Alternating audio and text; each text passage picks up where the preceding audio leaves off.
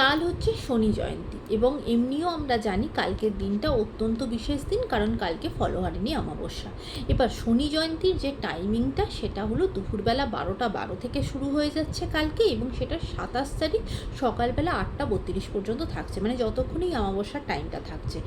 এবার যাদের যাদের হরোস্কোপে শনির অবস্থান প্রচণ্ড নেগেটিভ, শনি 0 ডিগ্রিতে বসে গেছে, বা শনি নিচস্থ হয়ে গেছে, কিংবা হয়তো শনি অ্যাফ্লিক্টেড হয়ে গেছে, বা কারোর হয়তো শনির দশা মহাদশা চলছে, শনির ট্রানজিট চলছে, শনির 7.5 চলছে, শনির ডাইয়া চলছে, এবং খুব ব্যাড ইম্প্যাক্ট নিজের জীবনে আসছে, তারা এই দিনটাকে ভীষণভাবে কাজে লাগাও বা কিছু কাজ করতে পারো।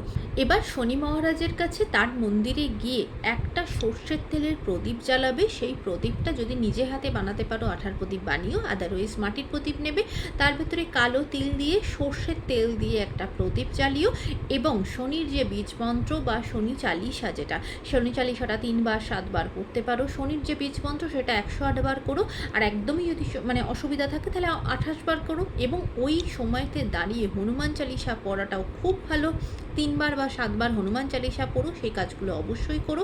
তার সাথে শনি মহারাজকে ভীষণভাবে প্রার্থনা করো যাতে তোমার জীবনে যা যা নেগেটিভ ইম্প্যাক্ট আসছে সেগুলো যেন কম হয়। শনি মহারাজকে নীল অপরাজিতা ফুল অর্পণ করতে পারো, তার সাথে যেটা ডার্ক কালারের কোনো মিষ্টি, যেমন কালো জাম হতে পারে, গোলাপ জামুন হতে পারে, সেটা দিয়ে ঠাকুরকে পুজো দিও। তার সাথে সাথে কোনো নিডি পার্সনকে নিজের সামর্থ্য মতো, সেটা 2 জন হোক, 1 জন হোক, 10 জন হোক, নিজের সামর্থ্য মতো যে শনির যে আইটেমগুলো, যেমন সেটা সর্ষের তেল, কালো রঙের ছাতা, কালো উড়োর ডাল, কালো তিল, কালো ছোলা, এই ধরনের সব জিনিসগুলো নিজের সামর্থ্য মতো মানুষকে একটু দান করো।